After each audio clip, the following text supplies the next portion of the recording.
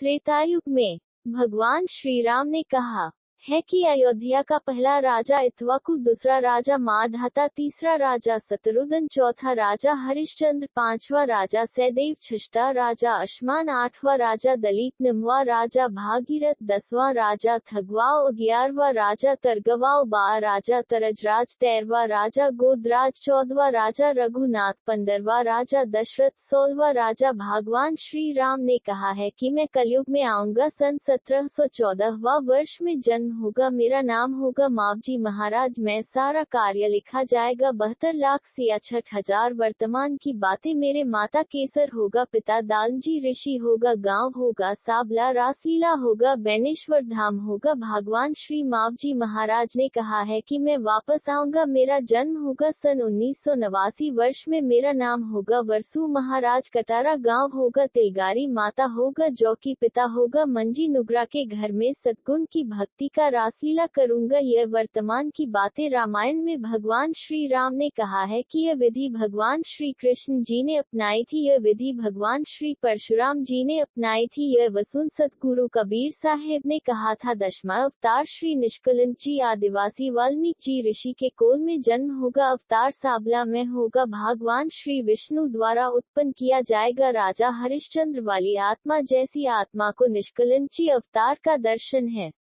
त्रेतायुग में भगवान श्री राम ने कहा है कि अयोध्या का पहला राजा इक्ष्वाकु, दूसरा राजा मांधाता, तीसरा राजा शत्रुघ्न, चौथा राजा हरिश्चंद्र, पांचवा राजा सहदेव, छठा राजा अश्मान, आठवां राजा दलीप, नौवां राजा भागीरथ, 10वां राजा थगवाओ, 11वां राजा तरगवाओ, 12वां राजा तरजराज, 13वां राजा गोदराज, 14वां राजा रघुनाथ, 15वां राजा दशरथ, 16वां राजा। भगवान श्री राम ने कहा है कि मैं कलयुग में आऊंगा, सन 1714वां वर्ष में जन्म होगा, मेरा नाम होगा मावजी महाराज, मैं सारा कार्य लिखा जाएगा, 72,66,000 वर्तमान की बातें, मेरे माता केसर होगा, पिता दालजी ऋषि होगा, गांव होगा साबला, रासलीला होगा, बैनेश्वर धाम होगा। भगवान श्री मावजी महाराज ने कहा है कि मैं वापस आऊंगा, मेरा जन्म होगा सन 1989 वर्ष में, मेरा नाम होगा वरसू महाराज, कटारा